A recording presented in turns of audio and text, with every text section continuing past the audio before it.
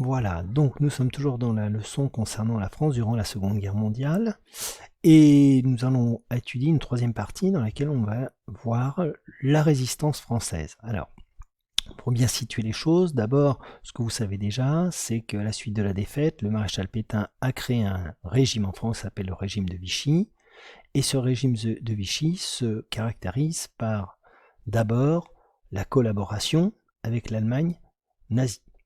Cette collaboration s'est renforcée avec le temps, notamment avec Pierre Laval à partir de 1942, qui souhaite, le dit-il, la victoire de l'Allemagne.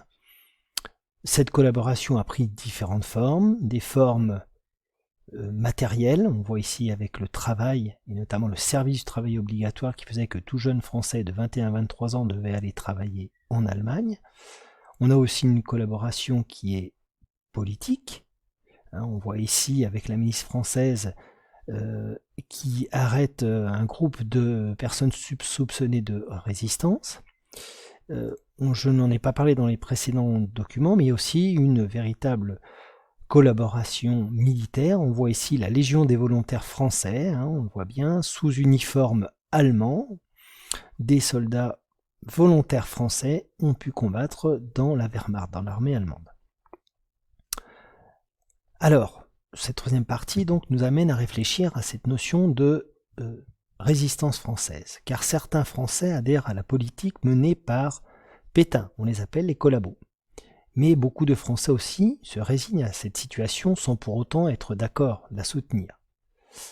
Enfin, d'autres, peu nombreux au départ, refusent d'accepter tout cela et dès le 1940. Ceux qui refusent, on les appelle les résistants.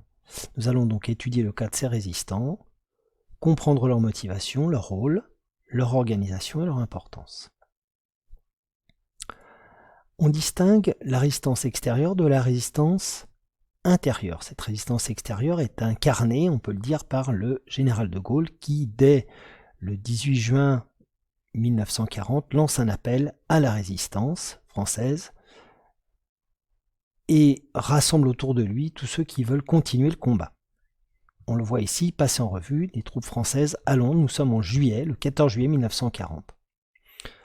Ces troupes vont former ce qu'on appelle les FFL, Forces Françaises Libres, qui vont participer à un certain nombre de combats tout au long de la guerre. Notamment, en 1942, ils participent à la bataille de Bir Hakeim. On voit ici une photo donc de ces soldats français qui a eu une importance capitale dans les batailles qui ont lieu en Afrique du Nord et qui ont permis de vaincre l'Allemagne. Par la suite, ces troupes vont débarquer, notamment en Sicile, mais aussi en Provence et bien sûr en Normandie. Il y a aussi une résistance intérieure, celle qui est donc à l'intérieur des frontières de notre pays, que ce soit dans la zone occupée ou dans la zone libre.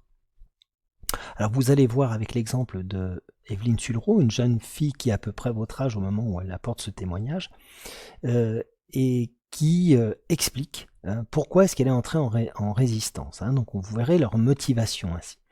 Mais vous avez ici plutôt une image qui insiste sur les modes d'action.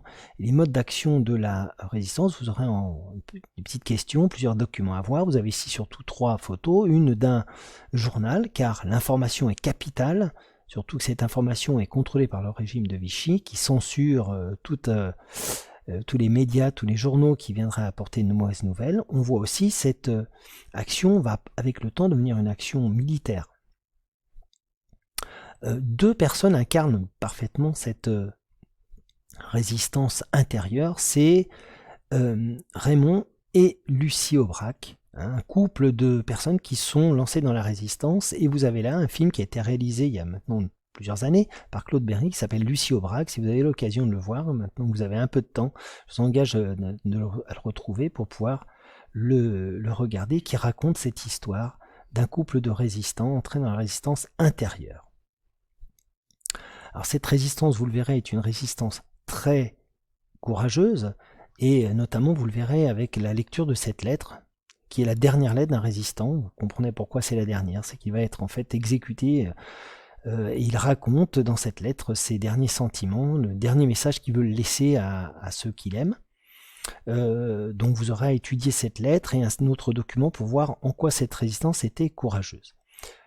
Pour terminer, on va parler d'un personnage important qui s'appelle Jean Moulin, qui va jouer un rôle essentiel dans l'organisation de cette fameuse résistance en reliant d'abord les différents réseaux de résistance qui étaient à l'intérieur de la France, mais aussi en le mettant en relation avec la résistance extérieure.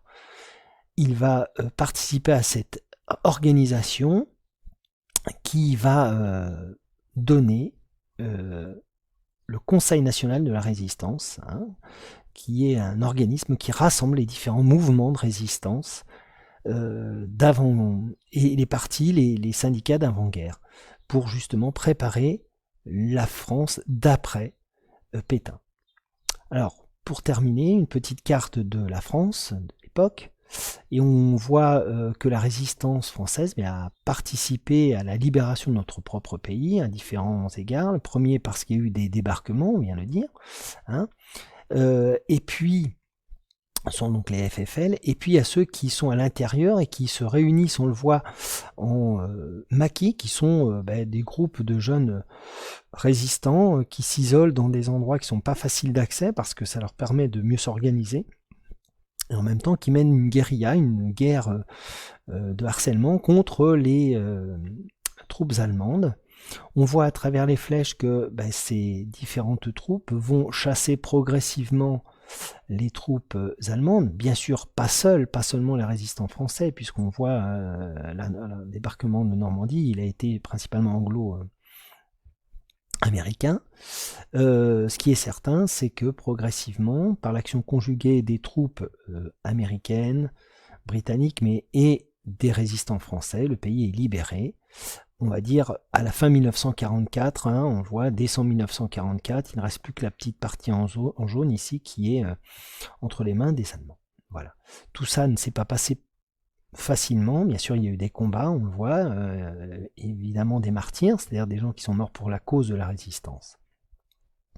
Il y a eu aussi des massacres, vous avez sans doute entendu parler de Radour-sur-Glane qui se situe dans cette zone-là, où effectivement, parce que des résistants sont pourchassés par des Waffen-SS, la population civile d'un village va être complètement décimée, brûlée par les SS qui s'en prennent donc à des innocents, des civils, mais à cause, entre guillemets, de la résistance qui leur mène la vie dure.